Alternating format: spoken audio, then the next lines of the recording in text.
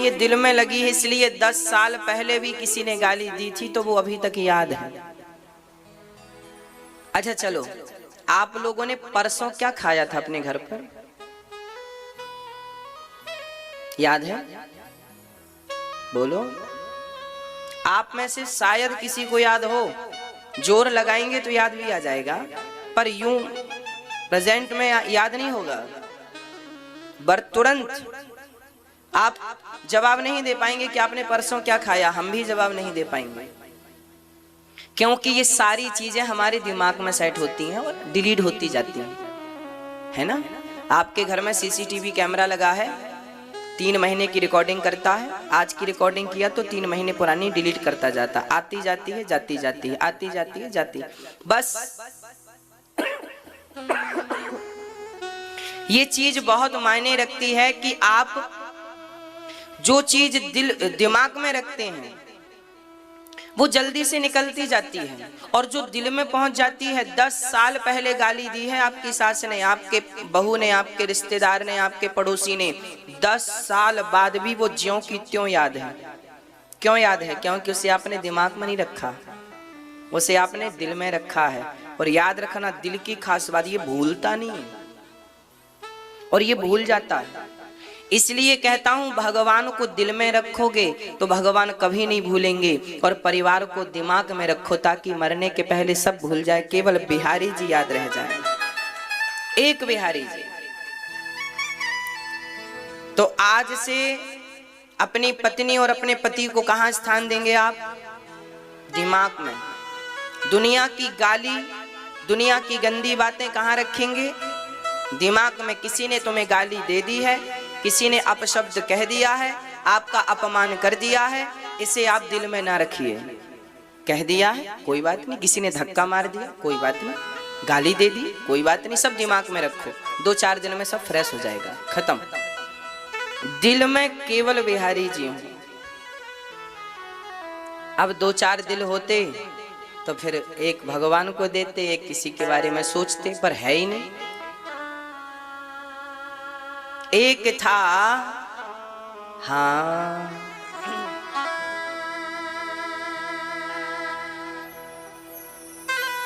एक था दिल मिल गया वो श्याम से, एक था दिल मिल गया वो श्याम से, अब कहीं दिल को लगाने की हमें फुर्सत नहीं,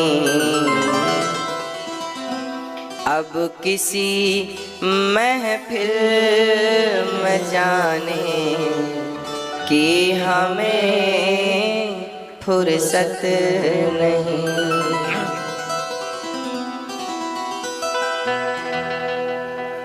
एक था सिर झुक गया दरबार में, एक था सिर झुक गया दरबार में, अब कहीं सिर को झुकाने की हमें फुर्सत नहीं। बेवफा दुनिया ये हमसे पूछती, बेवफा दुनिया ये हमसे पूछती, अब किसी को कुछ बताने कि हमें फुर्सत नहीं। मैं जिस दिन भुला दूं तेरा प्यार दिल से, वो दिन आखिरी हो मेरी जिंदगी का, ये आँखें उसी रात हो जाए अंधी, ये आंखें उसी रात हो जाए अंधी, जो तेरे सिवा देखे सपना किसी का। मैं जिस दिन भुला दूं तेरा प्यार दिल से, वो दिन आखिरी हो मेरी जिंदगी का। भगवान भूले ना एक पल के लिए, एक क्षण के लिए भगवान ना भूले, ऐसी कोशिश कीजिएगा। और ये तब पॉसिबल है जब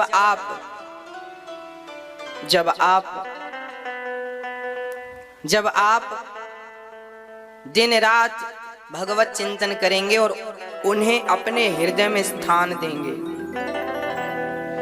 देखो, अभी हम लोग कह देते हैं कि भगवान को हमने यहाँ बिठा रखा है, पर रियल यह नहीं। अभी हमने अपोजिट कर रखा। अभी हमने घर परिवार को तो दिल में रखा है और भगवान को दिमाग में रख लेते हैं। इसलिए रोटी बनाते समय भी आपका बेटा तो नहीं भूलता आपको, पर रोटी बनाते समय कई बार भगवान भूल जाते हैं। इसलिए काम करते हुए भी आपके पुत्र आपको नहीं भूलता, दुकान व्यापार बिजनेस नहीं भूलता, उसका चिंतन कंटिन्यू चलता है, पर काम करते समय भगवान भूल जाते हैं। क्यों? क्योंकि सच्चाई यही है, आपने अभी दिमाग में भगवान को रखा और दिल में संसार को रखा है। इसलिए याद रखना, जब काम करते समय हर क्षण भगवान की याद आने लगे आपको और आंखों से आंसू आने लगे, तब समझ लेना कि आपने दिल में भगवान को जगह दे दी है। और इसीलिए दिल है, विधाता ने ये जो दिल दिया है ना, ये दिल केवल इनके लिए दिया है। बेचारा वो धड़क रहा है, यूं यूं पंपिंग कर रहा है, वो इंतजार कर रहा है कि जिसको बिठाने हम आए हैं ये दुनिया के लोग बिठाएंगे भी कि नहीं। आप बहुत ज्यादा बोझ लाद देते हैं, है ना, बोझ लाद देते हैं, इसलिए तो अटैक आ जाता है। आप हल्का कीजिए ना दिल को, दिल में केवल भगवान। आप इनको बिठाओगे ना दिल में, तो ये आपके दिल की रक्षा करेंगे। बिल्कुल साफ सुथरा आपका हृदय, ये पूरा प्रांगण साफ सुथरा रहेगा, फिर कोई बुराई प्रवेश नहीं कर सकती। सारे ब्रज में उत्सव चालू हो गया। अब यशोदा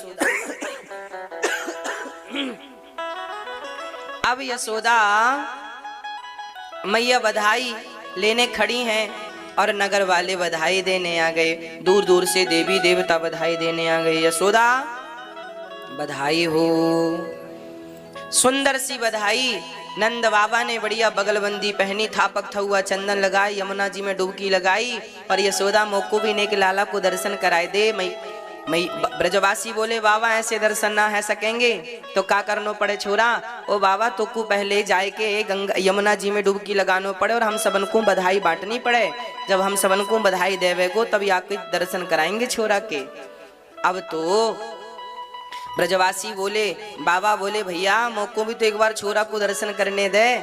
ब्रजवासी बोले, बाबा बड़ो सुंदर छोरा है भयो है। अच्छा कैसे हैं, कैसो है छोरा? तो ब्रजवासी कहवे लग गए, बाबा वाह की आंख बड़ी बड़ी है, टुकुर टुकुर देखे, गाल बड़े बड़े हैं, अधर इतनी सी है, होष्ठ छोटे से हैं और बाल छोटो सो है, घुंघराले से बाल हैं वाके। अच्छा ऐसो है?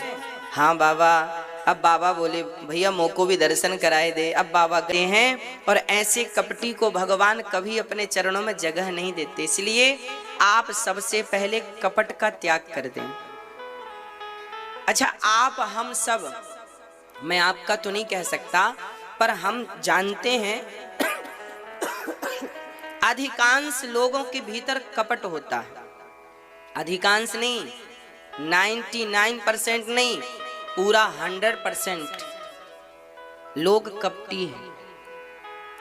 कपट की एक और सरल व्याख्या मैं आपको समझाऊं, ये बात समझ में आ जाएगी।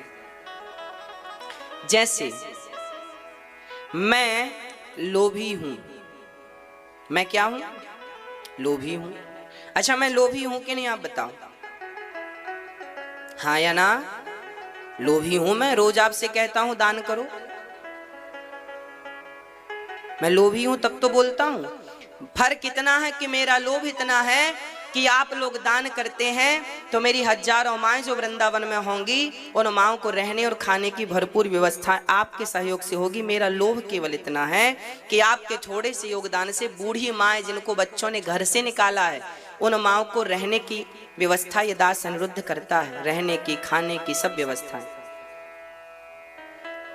गौशाला है तो गायों की व्यवस्थाएं करनी रहती हैं, उसके लिए थोड़ा सा धन चाहिए, तो मैं लोभी तो हूं। अच्छा देखिए, मैं लोभी हूं, पर कोई मुझे लोभी कह दे तो कई बार मुझे तो बुरा नहीं लगता, पर कुछ लोगों को बुरा लग जाता है। कुछ लोग अंदर से लोभी हैं, पर आप कहेंगे कि ये बहुत लोभी है, बुरा मान जाएंगे, हमें लोभी कहा। अच्छा, आप लोग, आप कामी हो कि नहीं? क्रोधी हो कि नहीं? अहंकारी हो कि नहीं? अच्छा बताओ, काम वासना किसके भीतर नहीं है? क्रोध का बीज किसके भीतर नहीं अंकुरित है? क्रोध, गुस्सा किसे नहीं आता? कोई 1,00,000 बार कहे कि मुझे गुस्सा नहीं आता और अपनी सफाई दे कि मुझे गुस्सा नहीं आता, क्या ये बात सही है? हाँ, हम सब कामी हैं, क्रोधी हैं, लोभी हैं और 1 नंबर के मूर्ख हैं। हम 1 नंबर के क्या हैं? मूर्ख। अब मैं मूर्ख क्यों कह रहा हूं, उसका भी कारण है। पंजाब में जहां भी देखो पंजाबी भाषा लिखी है, जहां भी देखो पंजाबी भाषा है। अब किसी को हिंदी आती और पंजाबी नहीं आती तो पंजाबी व्यक्ति तो यही कहेगा, तुझे तुसी पंजाबी नहीं आए, मूर्ख हो, है ना? चलो, जिसे हिंदी नहीं आती तो लोग कहेंगे इसे हिंदी नहीं आती, मूर्ख है। पंजाबी नहीं आती, मूर्ख है। संस्कृत नहीं आती, मूर्ख है। मलयालम नहीं आती, मूर्ख है। चलिए, आप सबके हाथ में ये देखिए रेखाएं हैं, आप अपना हाथ देखिए, ये रेखाएं जो है ना, ये ईश्वर की भाषा लिखी है इसमें। जैसे गुरुवाणी में हमारे गुरुजनों की भाषा लिखी है, जैसे गुरुवाणी में हमारे गुरुजनों की क्या लिखी है? भाषा लिखी है। उसी प्रकार आप सबके हथेली में और आप सबके माथे पर, मस्तक पर परमात्मा ने एक भाषा लिखी है, और उसमें पता है क्या लिखा है? आपके हाथ में सब कुछ लिखा है। आप कब मरोगे, आप कब कहां जाओगे, आपके साथ कब क्या होगा। पर विडंबना यह है कि हमारे हाथ में लिखा सब है, पर पढ़ना किसी को नहीं आता, पर पढ़ना किसी को नहीं आता। हम पड़ोसी को पढ़ रहे हैं, हाँ, हम पड़ोसी को जानने की कोशिश कर रहे हैं, अपने आप को जानने की कोशिश कभी नहीं करते। हम हैं 1 नंबर के मूर्ख, पर अपने आप को समझते क्या हैं? बहुत बड़ा विद्वान। हम अपने आप को क्या समझते हैं? बहुत बड़ा विद्वान है हम, हमारे जैसा कोई नहीं है, और हैं 1 नंबर के मूर्ख। बात बात में गुस्सा आ जाती है, ये मूर्खों के लक्षण नहीं तो क्या है? चलो व्याख्या ना करूं, आपको हिंदी में समझाऊं। बात ऐसी है मेरी माँ कि हम हैं कामी, पर कोई आपको कह दे कि ये बहुत कामी है, ये बहुत कामी है, तो आपको बुरा लग जाता है कि नहीं? 4 लोगों के बीच में भरी सभा में आपसे कोई कह दे कि ये बंदा बहुत बड़ा कामी व्यक्ति है, बुरा लगता है कि नहीं आपको? मुझे जवाब दीजिए, मैं कुछ समझाना चाह रहा हूं आपको, हाँ या ना में उत्तर देते रहिए। आपको भरी समाज में हम कह दें कि ये बंदा कामी है, ये स्त्री कामी है, तो बुरा लगेगा ना? हमें कामी कहा, हमारी इंसल्ट कर दी आपने। अच्छा अब बताओ, देखो बुरा लगा, अब जरा दिल में हाथ रख के बताओ, क्या तुम कामी नहीं हो? क्या काम का संचार नहीं है? है? हम कामी तो हैं, पर हमें कोई कामी ना कहे, इससे हम बचते हैं। हम मूर्ख तो हैं, भारी सभा में कोई कह दे कि अनिरुद्धाचार्य मूर्ख हैं, तो शायद हमें बुरा लग सकता है, लगेगा नहीं, क्योंकि हमें तो पता है कि हम मूर्ख ही हैं। परंतु आपको बछड़ा पूरा मल और मूत्र से भीगा होता है, गाय ही तो उसे चाटती है, और चाट चाट के निर्मल, क्या बछड़े में ताकत है कि वो अपने आप को साफ कर ले? गाय को बच्चा देते हुए देखा होगा आप लोगों ने, गंदा होता है ना, चाट चाट के निर्मल करती है। बस मेरी माँ, जैसे गाय का बछड़ा गंदा है, ऐसे हम लोग भी गंदे हैं। काम का दाग लगा है, क्रोध का दाग लगा है, लोभ का दाग लगा है, और भैया हमसे तो छूटता नहीं है। प्रभु अब आप ही छुटाएंगे तो ये छूटेगा नहीं, हमारे बस का तो नहीं है। जैसा हूं, कामी हूं तो आपके सामने हूं, क्रोधी हूं तो आपके, जैसा हूं वैसा हूं आपके सामने। अब मैं ये नहीं बन के जा सकता कि मैं हूं तो कामी और बनूं बहुत बड़ा तपस्वी, हूं एक नंबर का मूर्ख और बनूं ज्ञानी। ज्ञान कैसा है मेरे पास? ज्ञानी किसे कहते हैं? जिस व्यक्ति ने अपने ज्ञान से भगवान को प्राप्त कर लिया, उसी को आप ज्ञानी समझिएगा। और जिस व्यक्ति ने ज्ञान को केवल समाज को बेवकूफ बनाने में खर्च किया है, वो ज्ञान नहीं है। ज्ञान उसे नहीं कहते जो कि अपना पेट भर ले, ज्ञान उसे कहते हैं जो कि समाज को एक नई दिशा दे। आपके ज्ञान ने यदि समाज को प्रकाशित किया है तो आप ज्ञानी समझिएगा, और यदि आपके ज्ञान ने सिर्फ आपका पेट भरा है तो ऐसा ज्ञान तो कुत्ता बिल्ली को भी है। पेट भराऊ ज्ञान है ना वो। आप लोगों के पास जो ज्ञान है, आप इंजीनियर हैं, फलाना हैं, होंगे जो, पर आपका ज्ञान है किस काम का? आपका ज्ञान केवल आपके काम का है, केवल आपका पेट भरता है, आपके बच्चों का पेट भरता है, ज्यादा से ज्यादा 10 लोगों का गुजारा कर रहा है आपका ज्ञान। इससे ज्यादा कर रहा हो तो बता दो। इसे ज्ञान कहते हैं। अरे कुत्ता बिल्ली के भी 5-5 बच्चे एक साथ होते हैं, 7-7 बच्चे एक साथ होते हैं, और वो बिना कमाए बच्चों का पेट भर लेती है कि नहीं, कुत्ता और बिल्ली और पशु और पक्षी। और तुम भी यही कर रहे हो, तो ये ज्ञान तो नहीं हुआ? बच्चों का पालन पोषण का ज्ञान तो पशु पक्षी को भी परमात्मा ने सिखा दिया है। ज्ञान इसे नहीं कहते। ज्ञान क्या है? ज्ञान वो ज्ञान माना जाएगा जब आपके ज्ञान से समाज का कल्याण हो। जैसे गीता, भगवान कृष्ण ने अर्जुन को गीता का ज्ञान दिया, तो केवल अर्जुन का कल्याण नहीं हुआ, उस ज्ञान से आज हजारों साल बाद भी लाखों लोगों का कल्याण हो रहा। उस ज्ञान से, वो ज्ञान आपके और मेरे काम आया। गुरुवाणी कब लिखी गई थी? गुरुवाणी कब लिखी गई? पर उस गुरुवाणी के ज्ञान से हजारों साल तक हजारों लाखों लोगों ने अपने जीवन को प्रकाशित किया उस ज्ञान से। वो ज्ञान है भागवत का ज्ञान। इस ज्ञान से करोड़ों लोगों ने मोक्ष की प्राप्ति की, ये ज्ञान से। ये ज्ञान है वेदों का ज्ञान। जब से सृष्टि बनी है तब से आज तक यदि कहीं से ज्ञान हम सबको प्राप्त हो रहा है तो वेदों से प्राप्त हो रहा है। ये ज्ञान है जो ज्ञान समाज को प्रकाशित करे, जो ज्ञान समाज को नई किरण दे, उसे ज्ञान कहते हैं, उसी को ज्ञानी कहते हैं। आज मैं एक छोटा सा प्रश्न आपसे कर लूं तो आपके पास शायद उत्तर ही ना हो।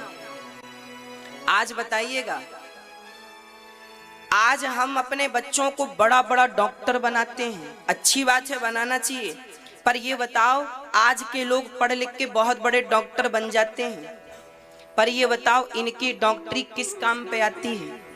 सबका इलाज पैसे लेकर ही तो करते हैं। यदि 100 लोगों का इलाज पैसे लेकर करते हैं और 10 लोगों का इलाज यदि ये फ्री में करें गरीब लोगों का, तब तो बात समझ में आती है कि ये ज्ञानी हैं और इनकी विद्या किसी के काम तो आई कम से कम। यदि डॉक्टर हैं आप और 10 लोगों का 5 लोगों का फ्री में इलाज करते हैं, तब तो ये विद्या सफल है आपकी, नहीं पैसे कमाने वाली ही तो विद्या है आपकी। बोलो, आप बहुत बड़े पद पर हैं, आप बहुत बड़े एडवोकेट हैं, आपने पैसा लेकर केस लड़ा और न्याय दिलाया, तो पैसा लेकर न्याय दिलाया है ना, ये आपकी विद्वत्ता का परिचय तो नहीं है। ये तो पैसा लेके सब काम हो रहा है, पैसे लिए हैं तो अब तो अपने क्लाइंट को जिताना तुम्हारा फर्ज है। हराओगे तो फिर तो गलत हो जाएगा ना, परमात्मा भी कहेगा पैसे भी ले लिया, हरा भी दिया उसे। अरे भाई, तुम 5 लोगों को फ्री में न्याय दिलाओ, गरीब लोगों को, जरूरतमंदों को न्याय दिलाओ, तब बात समझ में आती है कि आपकी विद्या किसी उपयोग में आ रही है। ये उपयोगिता है। आज आपके बच्चों से पूछिएगा कि जो टैलेंट उनके पास है, जो योग्यता उनके पास है, पर्दा ना हो, भगवान के सामने वही कहो जो हो। अच्छे हो तो अच्छा कहो, बुरे हो बुरे कहो। हे नाथ, मैं पतित हूँ। गोस्वामी तुलसीदास जी अपने आप का क्या परिचय देते हैं, जरा सुनिएगा। गोस्वामी तुलसीदास जी कहते हैं, मौसम कुटिल कौन खल कामी। देखिए, इतना बड़ा संत गोस्वामी तुलसीदास जी कहते हैं, मेरे जैसा कुटिल खल कामी कौन होगा। तुलसीदास जी खल नहीं है, कामी नहीं है, पर अपने आप को कह रहे हैं। ये क्या है? अब हनुमान जी लंका गए तो विभीषण जी ने पूछा, आप कौन हैं? तो हनुमान जी ने परिचय दिया, सुनो। अस मैं अधम सखा सुनु। हनुमान जी अपने आप को क्या कहते हैं? अधम। अस मैं अधम, मैं कौन हूं? अब बताओ, क्या हनुमान जी अधम थे? मेरी मां, सच कहूं तो भक्तों का परिचय यही होता है। भक्तों का परिचय यही होता है। हनुमान जी कहते हैं, मैं अधम हूं। अस मैं अधम सखा सुनु, मोहू पर रघुबीर। सुनत जुगल तन पुलक मन। हनुमान जी कहते हैं, मेरे जैसा अभागा प्रात ले ये जो नाम हमारा। हम जैसे अभागे को राम जी ने गले लगाया है, तो क्या आपको गले नहीं लगाएंगे? गोस्वामी तुलसीदास जी कहते हैं, मैं कामी हूं, क्रोधी हूं, लोभी हूं। तब ये दास अनिरुद्ध ने अपना परिचय में एक लाइन लिखी है। हमने अपना परिचय दिया आपको, अब मैं अपना परिचय दे रहा हूं। हमने भी कुछ लाइनें लिखी हैं। हमारे तुलसीदास जी, हमारे ऋषि मुनि कहते हैं, कबीरदास जी कहते हैं, कागज कलम छुओ नहीं। मैंने कागज कलम नहीं छुआ। और कबीरदास जी भी कहते हैं, मैं अधम हूं। सारे संत कहते हैं, मैं अधम हूं। भगवान से कहते हैं, प्रभु मैं अधम हूं। इसलिए तो हम जैसे अधम को आप ही तो तारोगे। हम अधम ना होते तो हम जैसे अधमों को तारने तुम कैसे आते? पहले हम अधम तो बने, अब हम मानते नहीं कि हम अधम हैं। मैंने अपने परिचय में भी 2 लाइन लिखी हैं, आपको सुनाता हूं। मेरा परिचय क्या है? ये लाइन दास अनिरुद्ध ने लिखी है अपने परिचय में। ये मेरा परिचय है। अपराधी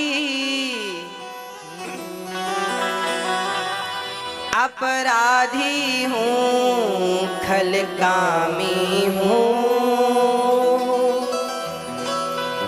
कपटी हूँ, मैं अज्ञानी हूँ। देखो कितने विशेषण हैं मेरे। मैंने कितने विषयों में पीएचडी की है वो सुनना जरा।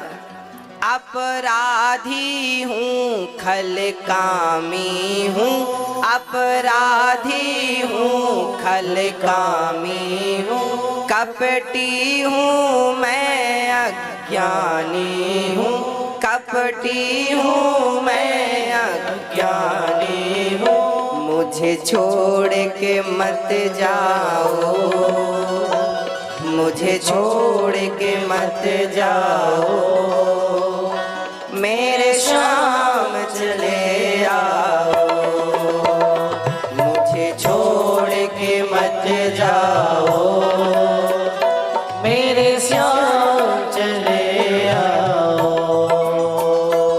अपराधी हूँ खल कामी हूँ, अपराधी हूँ खल कामी हूँ, कपटी हूँ मैं अज्ञानी हूँ, कपटी हूँ मैं अज्ञानी हूँ, मुझे छोड़ के मत जाओ, मुझे छोड़ के मत जाओ, मेरे श्याम चले आओ, मेरे श्याम चले आओ, मेरे श्याम चले आओ।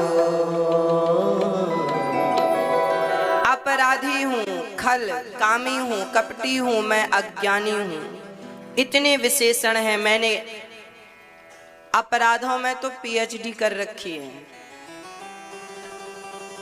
खल हूँ इसमें भी पीएचडी है, कामी हूँ कामी में भी मैं पीएचडी कर रखा है हमने, और कपट तो भरा पड़ा है रोम रोम में, और अज्ञान अज्ञान का तो कोई पार नहीं है, इतना भरा पड़ा है अज्ञान।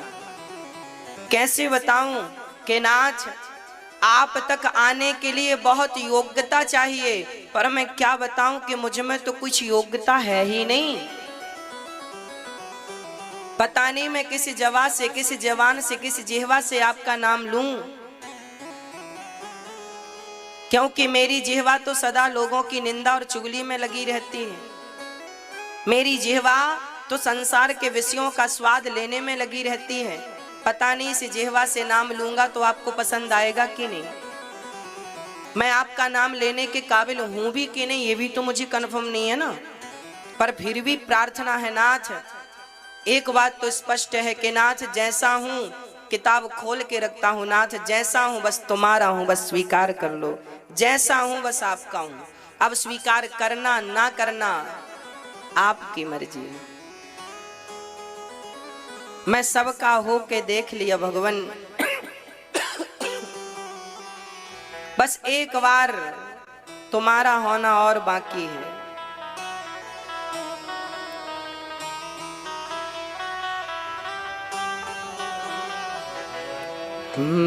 मैं सबका होकर देख लिया, एक तेरा होना बाकी है। मैं सबका होकर देख लिया, एक तेरा होना बाकी है। हे नाथ मैं सबका होकर देख चुका हूँ, बस अब बाकी है सिर्फ आपका बनना। केवल आप अपना स्थान, अपने चरणों का स्थान मुझे दे दो प्रभु, और मेरी ये जिंदगी आपके चरणों में गुजर जाए, बस इतनी कृपा करो। मैं सब कुछ खोकर देख लिया, बस खुद को खोना बाकी है। तेरे प्यार में रो रो सांवरिया, आँखों से आंसू बहते हैं। तेरे प्यार में रो रो सांवरिया,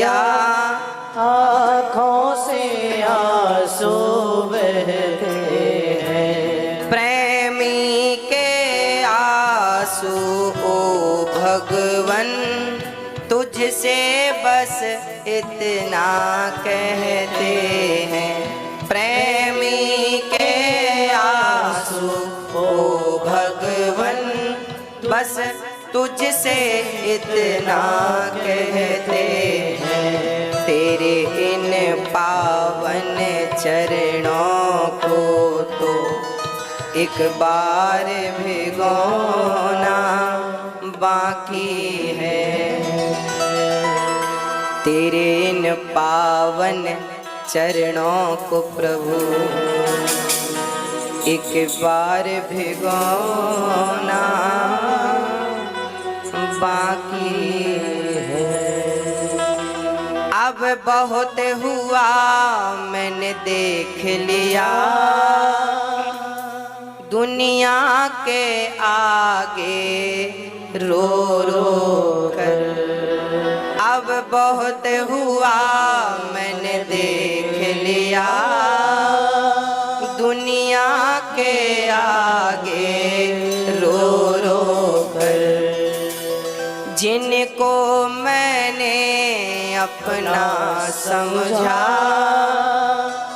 उन्होंने लगाई है ठोकर। रोया मैं बहुत जग के आगे, तेरे आगे रोना बाकी है। रोया मैं बहुत जग के आगे, तेरे आगे रोना बाकी है। बहुत रो लिया सबके सामने, बहुत वीआईपी बन गया मैं दुनिया के लोगों के सामने। पर क्या बताऊं, मैं दुनिया को तो कह सकता हूं कि मैं बहुत वीआईपी हूं, पर क्या इनसे कह सकता हूं कि मैं बहुत वीआईपी हूं? क्या ये नहीं जानते कि तुम कितने बड़े वीआईपी हो? इनसे छिपा है तुम्हारा कपट। अरे मेरा कपट मैं आपसे तो छिपा सकता हूं, मैं अपनी गलतियां आपसे तो छिपा सकता हूं, इनसे कैसे छिपाऊंगा? इसलिए जमाने के सामने वीआईपी हो ठीक बात है, पर इनके सामने तो जैसे हो वैसी बन के जाना।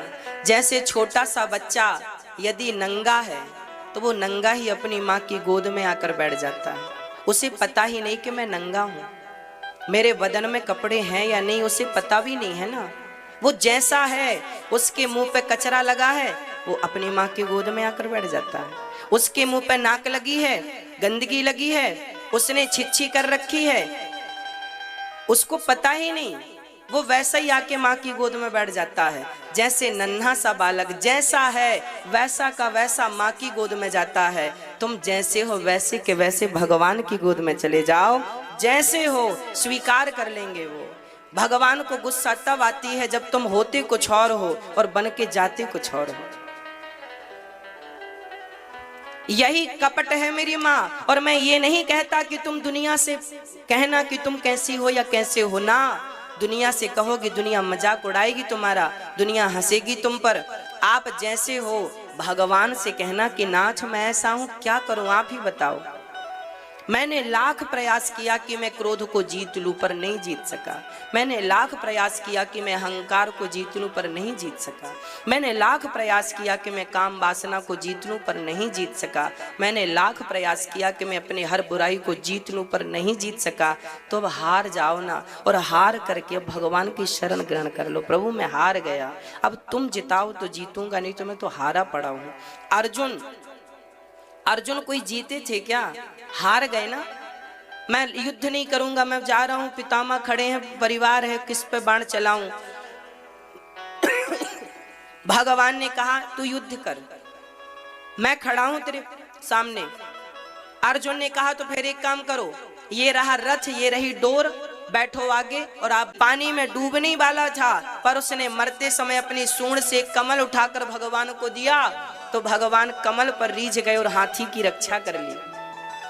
जैसे भगवान ने हाथी को डूबने से बचाया है, द्रौपदी की लाज बचाई है, मुझे विश्वास है कि प्रहलाद के कहने से खंबा चीर कर आए हैं, नानी बाई का मायरा भरने नरसिंह मेहता के कहने से आए हैं, तो तुम भी जब सच्चे भाव से उन्हें पुकारोगे तो जरूर आएंगे वो आपकी रक्षा के लिए। बस पुकारना वैसे ही जैसे हो, कपट ना हो, कपट त्याग कर पुकारोगे जिस दिन। अभी तक भगवान सुनते क्यों नहीं है? लोग कहते भगवान तो हमारी सुनते ही नहीं, इसलिए तो सुनते नहीं क्योंकि तुम जैसे हो वैसा कहते नहीं हो। क्यों सुनेंगे वो तुम्हारी? हो एक नंबर के लालची और बने हो बड़े संतोषी, हाँ स्वीकार क्यों करेंगे वो? इसलिए कपट त्याग कर। पूतना आई, भगवान ने आंखें खोलकर नहीं देखी।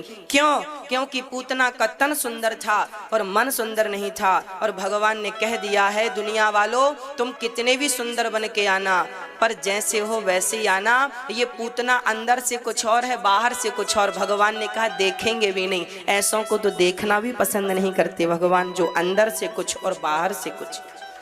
जैसे हो अंदर से वैसे ही बाहर से, जैसे बाहर से वैसे भीतर से, बस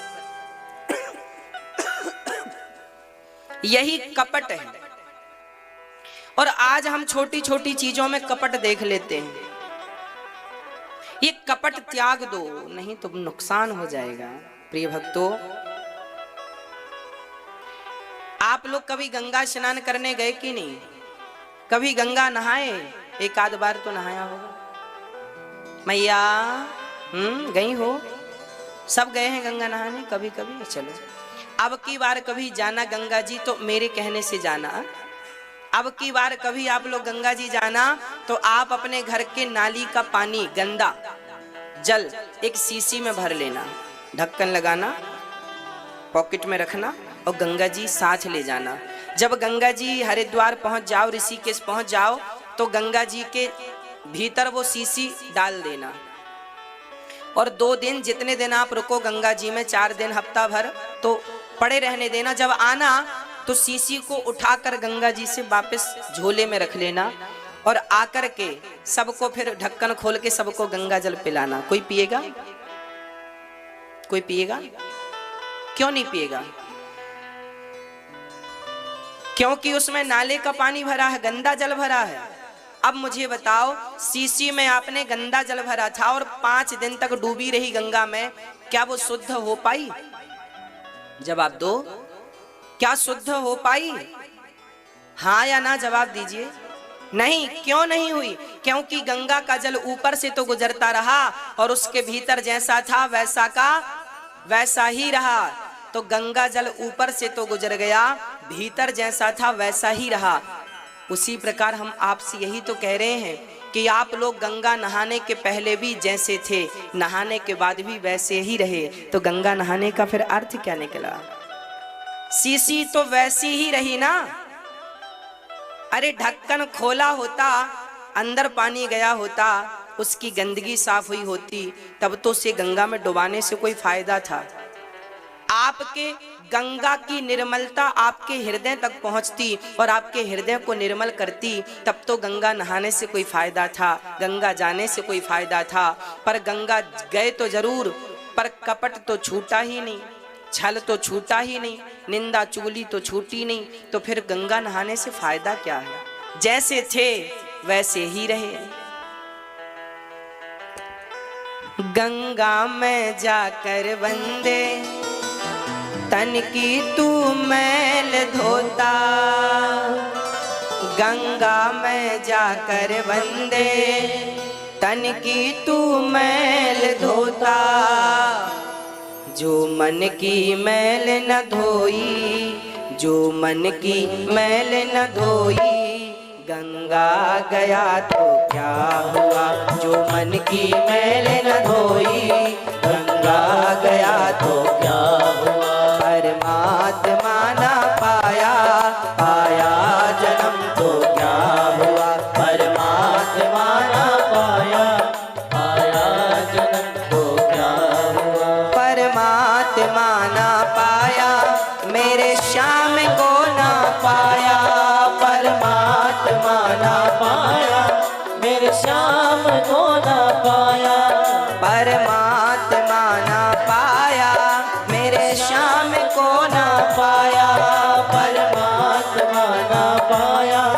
मेरे श्याम को ना पाया, परमात्मा ना पाया, पाया जन्म तो क्या हुआ, परमात्मा ना पाया, पाया जन्म तो क्या हुआ। सब कुछ पाया, एक परमात्मा को नहीं पाया तो सब कुछ पाना बेकार हो गया। गंगा जी नहाए पर मन को साफ नहीं किया तो गंगा नहाना व्यर्थ चला गया। कथा सुनी पर कथा सुन के इस कथा के ज्ञान को चरित्र में नहीं उतारा तो कथा सुनना व्यर्थ चला गया। हाँ, डॉक्टर ने दवाई दी और हमने जेब में रख ली, खाई नहीं तो डॉक्टर का दवाई देना व्यर्थ चला गया कि नहीं? भाई दवाई जेब में रखने से आराम नहीं लगता, दवा को समय से खाने से आराम लगता है। ज्ञान को धारण करने से, ज्ञान तो है हम सबके पास, व्हाट्सएप फेसबुक में तो रोज ज्ञान घूम रहा है। सबसे बड़ा गुरु तो आजकल फेसबुक व्हाट्सएप है, सब ज्ञान उसमें भरा पड़ा है, सब प्रकार का ज्ञान मिल जाएगा। परंतु जो बातें हम आपको बताएंगे इस कथा के दौरान, ये फेसबुक व्हाट्सएप से अलग हैं। और ये ज्ञान यदि चरित्र में उतर गया मेरी माँ, तो ये एक ही ज्ञान की किरण, ये जो सूर्य भगवान है ना, इनमें जितना प्रकाश है, इस एक एक बात में भी इतना ही प्रकाश है, जो आपके अंदर के सारे अज्ञान रूपी अंधकार को नष्ट करने की ताकत रखता है। एक ही ज्ञान का वो इतना सा किरण, आप बस धारण कीजिए इस ज्ञान को और फॉलो कीजिए, चरित्र में उतारिए, तब तो काम बनेगा। सब कुछ पाया, भगवान को नहीं पाया तो सब कुछ पाने का अर्थ क्या है? अच्छा, आपसे मेरा एक छोटा सा प्रश्न है, बताओ इस धरती में आपके आने का उद्देश्य क्या है? आप बुद्धिजीवी हैं, पढ़े लिखे हैं, मुझे बताइए इस धरती में आपने जन्म लिया है, आपके जन्म लेने का उद्देश्य क्या है? मुझे आप उद्देश्य बताइए, क्या पाने आए हैं आप इस धरती में? मनुष्य बनकर क्या चाहते हो आप जा किस तरफ रहे हैं? पाना क्या चाहते हैं? आपकी मंजिल क्या है? कहां जाओगे भागते भागते? क्या पाना चाहते हो? क्यों आए हो इस धरती पर? कारण, यदि मैं इस कारण पे आपसे बात करूं ना तो कारण भी नहीं पता। आप सब लोग सवेरे से शाम तक भागते जरूर हो, पर आपसे पूछा जाए कि कहां जा रहे हो और कहां जाना चाहते हो, आपकी आखिरी मंजिल क्या है, तो आप में से किसी के पास उत्तर नहीं होगा। कहां जाना, पूछो जरा भागने वालों से, कहां जाना चाहे, तुम रुकोगे कहां? कितना पाकर रुकोगे? 1 करोड़ पाकर रुकोगे कि 10 करोड़ पाकर रुकोगे कि 50 करोड़ पाकर रुकोगे कि 1 अरब पाकर रुकोगे कि 50 अरब पाकर, कितने में रुकोगे?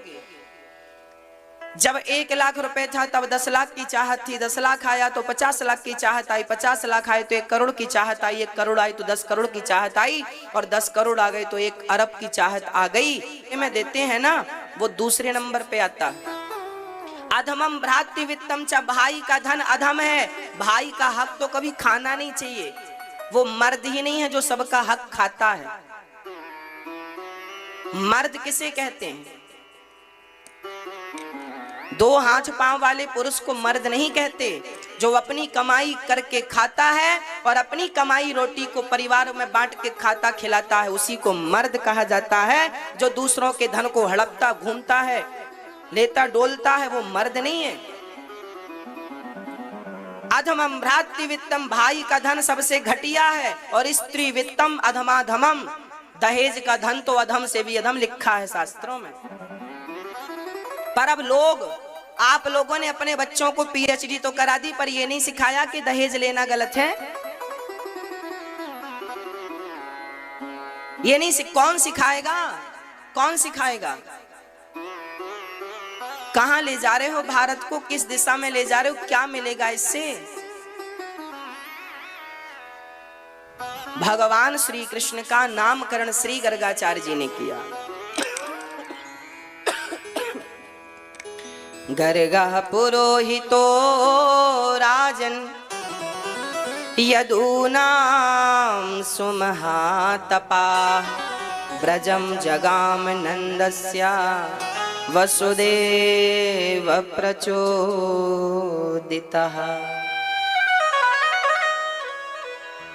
गर्गाचार्य जी ने नाम रखा है यशोदा, तेरे लाला का नाम होगा कर्ष्यति कृष्ण, और रोहिणी आपके पुत्र का नाम होगा रमन्ते योगिनाम यस्य सह रामः, जो योगियों के हृदय में रमण करे उसका नाम राम है। अब तो नामकरण संस्कार हो गया। अब भगवान थोड़ा बड़े हुए तो भगवान की बाल लीलाएं स्टार्ट हो गई। एक दिन सारी गोपियां, भगवान अब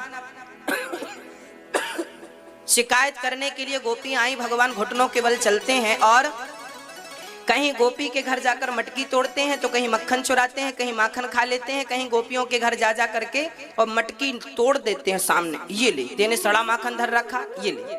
सारी गोपियां शिकायत करने आई, मैया तेरो लाला बिगड़ गयो है। मैया बोली का है गौ सखी, ओ मैया तो को पतो ना है तेरे लाला ने कितनी शैतानी कर रखी है, पूरे नगर में हल्ला मचा रखे हो है। का कियो मेरे लाला ने? अरे सखी तो को मैया यशोदा तो को का बताऊं, एक दिन तेरे लाला ने आए कि हम सबन के ब्रजवासियन के बछड़ा खोल दे दारी के। अरे तो बछड़ा खोल दे तो तुम जाके गैया दोह लेती। अरे मैया ऐसे समय में खोला जब क्रौश संजात हासा वत्सान मुंचन क्वचित समय, जब गाय दोहने का समय नहीं था तब खोल दिया। अच्छा तो अब क्या करें? मैया बोली लाला शैतानी करे तुम डांट दियो करो। एक सखी बोली हम आपको डांटती हैं तो हमारी तरफ देख के ही कर देता है और हंसता है तो हम सब कुछ भूल जाती हैं। इसकी मुस्कान में माया है। भगवान मुस्कुराते हैं ना तो भगवान की मुस्कान ही माया है। सब कुछ भूला जाता है जब भगवान मुस्कुराते हैं, मुस्कुराते हैं। अब भगवान सारी गोपियों का दर्शन कर रहे हैं। एक सखी बोली, मैया बोली देखो सखियों, जब तक तुम हमारे छोरा को रंगे हाथों नाई पकड़ोगी तब तक हम तुम सबन की बातन को भरोसा नाई करेंगे। अब सखियां गईं और अपनी अपनी मटकी के ऊपर इन्होंने घंटी लटकाई दी।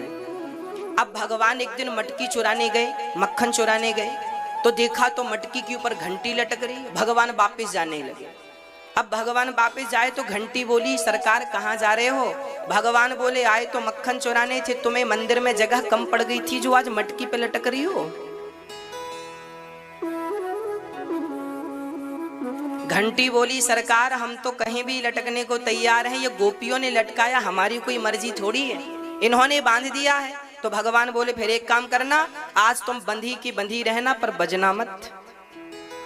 ठीक है सरकार नहीं बजेंगे।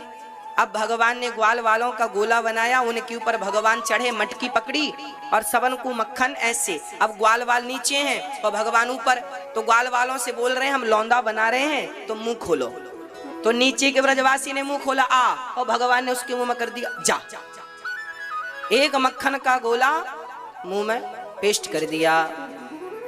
फिर दूसरे ब्रजवासी के मक्खन गोला बनाया, लौंदा निकाल के मटकी से छींके से, और फिर सबका पेट भरा। घंटी नहीं बजी। जब सब ब्रजवासी खाए ले तो भगवान सोचे ने कि मैं भी तो नेक चखूं।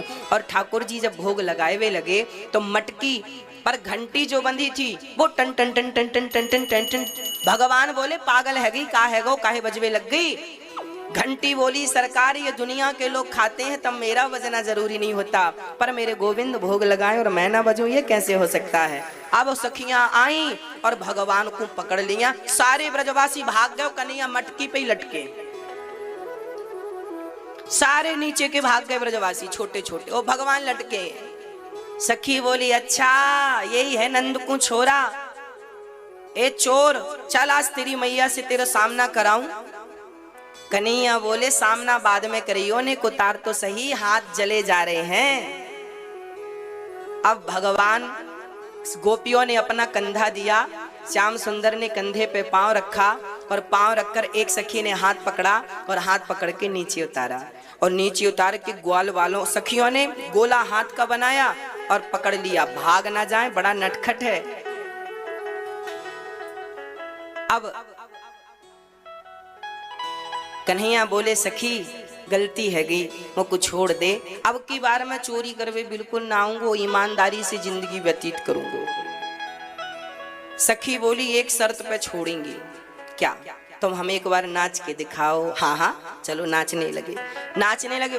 गोपी बोली ऐसा वाला नहीं, एक हाथ यहाँ रखो दूसरा कमर में, जरा झूम झूम के नाचो। भगवान बोले हम नाचेंगे तो हमें दोगी क्या? गोपियां बोली तुम्हें छाछ पिलाएंगी। तो एक सखी छाछ लेके आई, नमक डालती, गिलास में चम्मच से घोलती और भगवान को पिला। भगवान छाछ पीते तो दोनों तरफ से छाछ गिरती।